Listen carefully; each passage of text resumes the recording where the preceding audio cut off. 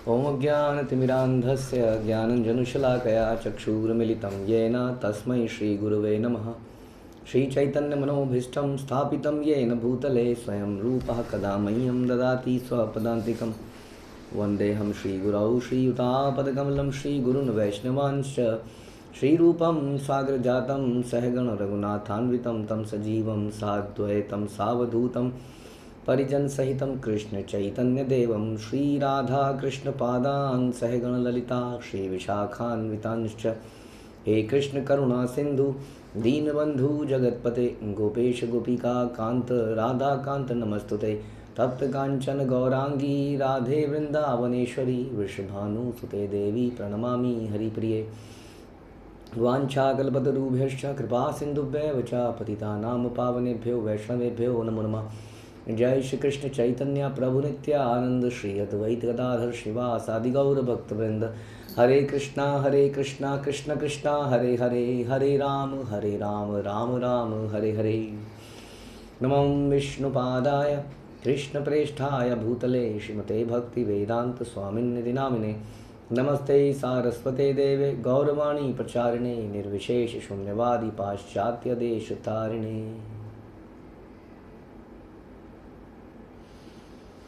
हरे कृष्ण। भगवद गीता अध्याय पहला श्लोक संख्या 4।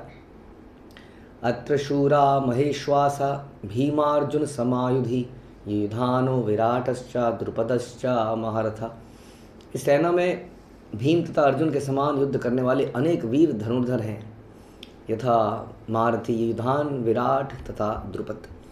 तो चर्चा चल रही है दुर्योधन और द्रोणाचार्य के बीच में, जो कि युद्ध शुरू होने से पहले द्रोणाचार्य के पास गए हैं और द्रोणाचार्य को उन्होंने पिछले श्लोक में उकसाया कि जो तुम्हारा दुश्मन है बचपन का द्रुपद, उसका पुत्र दुष्टद्युम्न, जिसको तुमने ही ट्रेनिंग दी है, जो तुम्हारी मृत्यु का कारण बनेगा, आज तुम्हारे सामने खड़ा है। ये सारी सेना उसी ने सजाई है, जरा देख लो। उसके बाद में और थोड़ा बता रहे हैं कि इस सेना में बहुत लोग हैं, भीम और अर्जुन तो हैं ही जो दुनिया जानती है, लेकिन केवल भीम अर्जुन नहीं है, समझ लीजिए बहुत लोग हैं। युधान है, विराट है, द्रुपद है। तो एक दशा दिखाता है दुर्योधन की, विच इज़, हम बोलते हैं 3 कैंसर है ना, क्रिटिसाइज, कंपेयर एंड कंप्लेन। उनमें से एक कंपैरिजन एक बहुत बड़ी बीमारी है, और जो कि ईर्ष्या का डायरेक्ट कारण बनती है। हमारे अंदर ईर्ष्या पैदा होती है कंपैरिजन, बिकॉज हम कंपेयर करते हैं हमेशा अपने आप को किसी से, कि हम हमारे पास ये है, हमारे पास वो नहीं है, इसके पास है, तो हम बड़े प्रसन्न होते हैं जब तक हमारे पास कोई वस्तु है। लेकिन हम अप्रसन्न हो जाते हैं उसी वस्तु से जब हम देखते हैं कि सामने वाले पर उससे बेटर है। हम बड़े खुश होते हैं अपने बच्चों से, अपने बच्चों के रिज़ल्ट से। अच्छा इतने % ले आया, लेकिन जैसे पता चलता है पड़ोसी से ज़्यादा लाया, तो क्या लाया, क्या किया तूने, बेकार है तू। तो इस प्रकार का कंपैरिजन जो है हमेशा ही चलता रहता है जीवात्मा में, और ये ईर्ष्या का कारण बनता है, और ईर्ष्या द्वेष का कारण बनती है। ईर्ष्या से धीरे धीरे द्वेष हो जाता है, और द्वेष में तो फिर बहुत कुछ हो जाता है। फिर उसके बाद काफ़ी कुछ हो सकता है उसमें। हम किसी को हिट भी कर सकते हैं, गाली भी दे सकते हैं, बुरा भी बोल सकते हैं। जो ईर्ष्या तो मन पे ही थी, मन में थी, लेकिन वो बढ़ते बढ़ते उसने द्वेष पैदा कर दिया। तो ये इसका ओरिजिनली कहाँ से आया, कंपैरिजन। तो हम कंपैरिजन करते हैं अपने आप को हमेशा सामने वाले के साथ, कि मेरे पास ये है, इसके पास मेरे पास ये नहीं है, इसके पास ये है। इस प्रकार से संसार में प्रचलन है कि ईर्ष्या तो दिलानी चाहिए।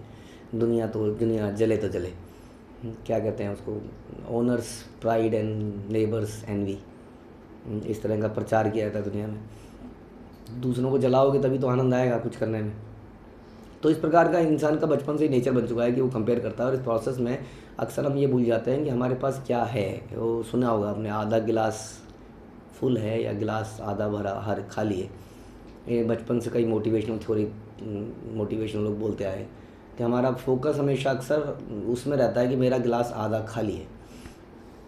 और बचपन में भी हमारे साथ ये होता था, हम तो याद है अभी भी, कि हमारा जूस के गिलास भरे हुए हम देखते थे कि किसका ज़्यादा भरा हुआ है, और ज़्यादा गिलास वाले की तरफ भी हमारा ध्यान रहता था। चाहे भाई भाई बैठे हैं सारे, लड्डू पड़े हैं, मिठाई पड़ी है, तो हम देखते थे किस में ज़्यादा पड़ा है, उसको लेने का प्रयास हम हमेशा से करते आए। ये नेचर में ही है इंसान के, क्योंकि अनर्थ हैं, जन्मों से हम इस संसार में हैं, करोड़ों जन्मों से, और करोड़ों जन्मों से इनको पाल रहे हैं इन अनर्थों को, तो वो जाते नहीं हैं। इसलिए बचपन से ही वो दिखने लग जाते हैं। बचपन में तो हमने देखा, ज़्यादा बड़े हो गए तो आदमी को शर्म हो जाती है थोड़ी, तो वो छुपा लेता है अपनी इन आदतों को। बच्चे में और बचपड़े में यही फ़र्क है कि बच्चा शर्म वरम वो जानता नहीं कि इससे क्या मेरी बेइज्जती हो रही है। वो अजीब अजीब से हरकतें करता है खिलौनों के लिए, खाने पीने के लिए।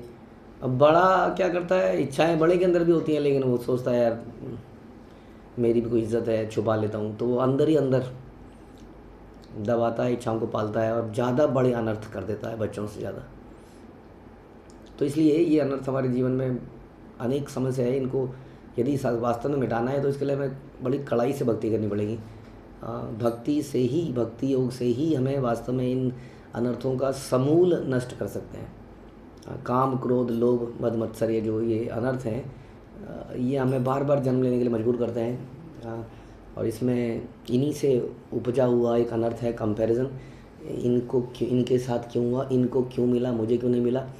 ये एक समस्या है बस, है ना। वो कहानी सुनते हैं कि एक भक्त ने शिव जी की भक्ति करके मांगा तो शिव जी ने क्या बोला कि जो मैं तुम्हें दूंगा वो तुम्हारे पड़ोसी को भी उससे डबल में दे दूंगा। पड़ोसी ने भी कुछ किया होगा, ऐसा उसे पता चला, तो उसने अपनी पत्नी की एक आंख फोड़ दी ताकि पड़ोस की पत्नी की दोनों आंख फूट जाए। तो ये इंसान के अंदर समस्या है बहुत बड़ी। I am very happy with my salary, but the moment मैं दूसरे की सैलरी देख लेता हूँ तो मेरे सारे एंथुजियाज्म खत्म हो जाता है। क्या है, यहाँ तो आदमी की कदर नहीं है। इस नमूने को सैलरी दे रहे हैं, मुझे नहीं दे रहे। कुछ नहीं है, आज ही अप्लाई करूँगा ही। और तो ये जनरल समस्या है जो यहाँ पर दुर्योधन के अंदर दिख रही है कि इनके पास देखिए, इनके पास भीम अर्जुन नहीं है, इनके पास युधान है, विराट है, द्रुपद है। अब शास्त्र तो कुछ और बोलते हैं, मातृवत परदारेशु परद्रव्येशु लोष्टवत आत्मवत सर्वभूतेषु या पश्यति सा पंडिता। तो ये चाणक्य ने बोला कि हमें दूसरे की संपत्ति को लोष्टवत, मतलब कि पत्थर, मेरा नहीं है तो मेरा नहीं है, बस मुझे नज़र नहीं डालनी है इसके ऊपर, ना दूसरे की पत्नी पर, ना दूसरे की संपत्ति पर। ये हमें शास्त्र सिखाते हैं। हम जानते हैं शास्त्र में यदि किसी प्रकार से हम कहीं का पैसा लूट लेते हैं, चुरा लेते हैं, अपना ड्यू पेमेंट कहीं पर नहीं करते हैं, तो हमें दोबारा जन्म लेना पड़ सकता है, उसका कर्मा लेना पड़ सकता है। इसलिए हमेशा अपनी पेमेंट्स वगैरह कर लेनी चाहिए। चोरी चकारी नहीं करनी चाहिए, क्योंकि वो कर्म बैठता है। ये समझदार लोग जानते हैं। जो नासमझ लोग हैं वो इधर उधर पैसा डंडी मारते हैं, इधर से उधर से, और फिर जीवन भर ना वो कष्ट में रहते हैं, उसका कर्म लगता है। इसलिए दूसरे की संपत्ति पे, इन सब चीज़ों पे ये लॉन्ग टर्म बेसिस पे हमारे शास्त्रों में हमें सुखी रहने के लिए बताया है। ध्यान रखिए, ताकि हम सुखी रह सकें। पैसा भी हम इसलिए लूटना चाहते हैं ताकि सुखी रह सकें, लेकिन हम सुखी रह नहीं सकते हैं, रह नहीं पाएंगे, क्योंकि उसके साथ कर्म आता है जो कि दिखता नहीं है उस वक्त। चाहे किसी ने हमें चोरी करते हुए देखा हो ना देखा हो, लेकिन फिर भी वो कर्म आ जाता है। चाहे किसी ने हमें, किसी को ना पता हो, राइट, कि हमने ऐसा प्रॉमिस किया था किसी के साथ, लेकिन हम प्रॉमिस से हट जाते हैं। ये मैंने तो नहीं किया था, तुम किसने, कोई सबूत है तुम्हारे पास, गवाह है तुम्हारे पास। तो ये जनरल इंसान की समस्याएं हैं। Because by nature we are, हम लोग ईमानदार नहीं हैं, हम बेईमान हैं। उसका सबसे बड़ा लक्षण यही है कि हम लोग भगवान की संपत्ति को निरंतर चुरा रहे हैं, बिना उनको धन्यवाद दिए, बिना उनको थैंक यू कहे, उनको ऑफ़र किए, और फिर भी हम रो रहे हैं कि भगवान तूने मेरे साथ ऐसा क्यों किया, मेरे को ये नहीं दिया, ये नहीं दिया, मैंने इनको ये दे दिया। देखिए देखिए बुरे लोगों के साथ भला क्यों होता है बताइए, और भले लोगों के साथ भले लोग, हम लोग भले लोगों के साथ बुरा क्यों होता है। तो इस तरह के विचार ये जो हैं, ये आसुरी विचार हैं वास्तव में। जो भक्त के विचार होते हैं, भक्त हमेशा अपने आप को ये समझता है, तो भक्त कंपैरिजन क्यों नहीं कर पाता है।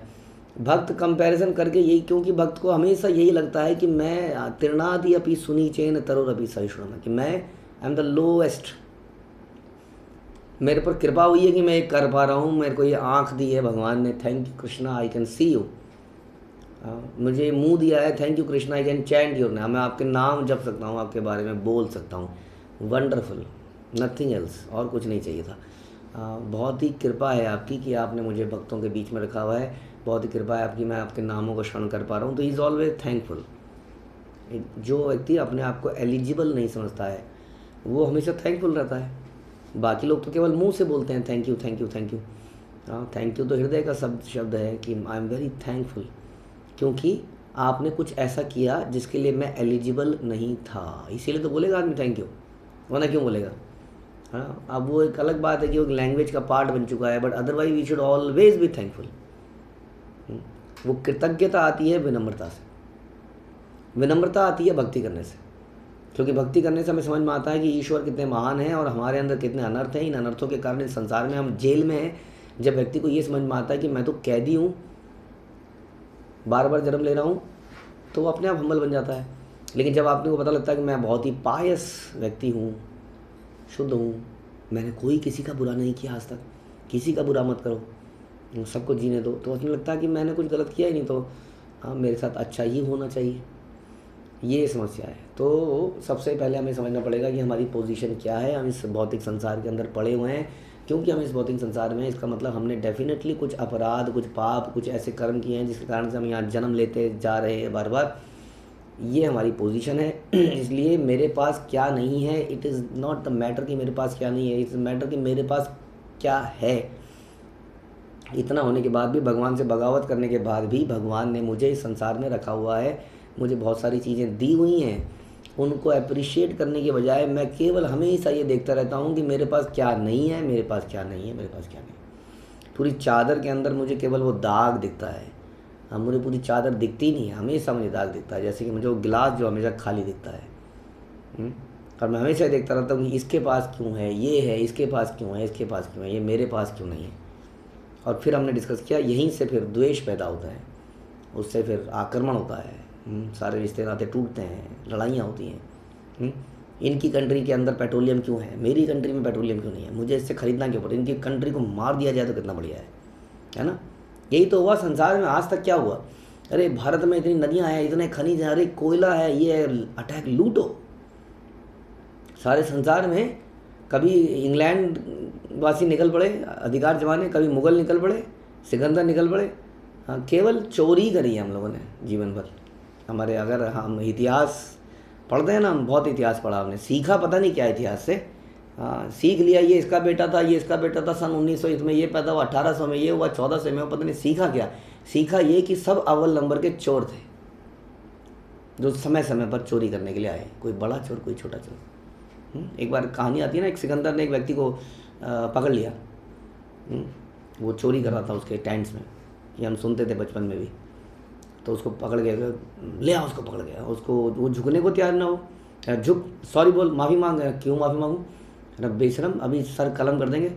बोला कि इसमें सॉरी क्या, मैं छोटा चोर, तुम बड़े चोर, तुम कंट्री के लेवल पे चोरी कर रहे हो, मैं छोटा मोटा चोर, तुम ज़्यादा दोषी हो वैसे देखा जाए तो। उसको समझ में आ गया, उन्होंने कहा रिहा कर दो इसको, बिल्कुल सही कह रहा है ये आदमी।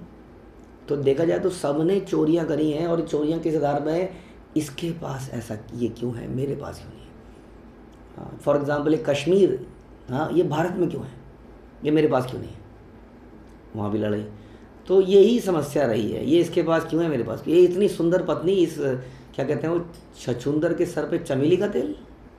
मतलब वो बेचारा छछूंदर हो गया, और हम क्या खरगोश। तो ये आदमी की समस्या है, वो खुद को बड़ा मानता है, दूसरे को वेस्ट मानता है, वेस्ट। इस वेस्ट के ऊपर इतनी कृपा क्यों हुई है। इसके विपरीत हमने समझा कि एक डिवोटी हमेशा ये मानता है कि I am good for nothing, I am just, मैं कृपा का भंडार हूँ, मेरे पर कृपा हुई है तो मुझे कुछ शक्ति मिली है, भगवान ने मुझे कुछ तो दिया, कम से कम मेरे जैसे व्यक्ति को भी कुछ दिया। इसलिए वो कभी नहीं देखता है कि दूसरे की सेना में भीम है, अर्जुन है, युधान है, विराट है, द्रुपद है, डज नॉट मैटर कौन है। हम हमारी काबिलियत ये है कि हम भगवान पर डिपेंड करते हैं। मुँह कम करोति वाचालम पंगुम लांघयति गिरिम, कि गूंगा व्यक्ति भी बोल पड़ता है, लंगड़ा व्यक्ति भी पहाड़ को चल पड़ता है। यद कृपा तब हम बंदे श्री गुरु दीन तारिणम, जिसके ऊपर गुरु की कृपा होती है, भगवान की कृपा होती है, वो पंगु भी पहाड़ को लांग जाता है, तो हाउ डज इट मैटर कि मेरे पास क्या है, मेरे पास क्या नहीं है। हाँ, यत्र योगेश्वरा कृष्ण यत्र पार्थो धनुधर तत्र श्री विजयोर भूति एता ध्रुवा नीति मतिर्मम, कि जहाँ पर भगवान है, जहाँ पर अर्जुन है, वहीं पर नीति है, वहीं पर विजय है, वहीं पर ऐश्वर्य है। तो देन वाई टू थिंक, अगर मेरे पास एक लोटा भी है, एक डंडा भी है, उस लोटे से, उस डंडे से संसार के विजेता बन जाता है व्यक्ति। जैसे कि चाणक्य पंडित के बारे में ही सुनते हैं आप, he was just a simple Brahmin, कुछ नहीं था उनके पास, but he was controlling the Mauryas. हाँ, तो जब भगवान की कृपा होती है तो आदमी को किसी वस्तु की आवश्यकता नहीं है। इसलिए जो वस्तु दी है उसको भगवान की सेवा में लगाएं, रेदर दैन हमेशा ये क्रिब करते रहें कि मेरे पास ये क्यों नहीं है, जैसा कि दुर्योधन यहाँ पर कर रहा है। हरे कृष्ण। श्रील प्रभुपाद की जय, भगवद गीता की जय।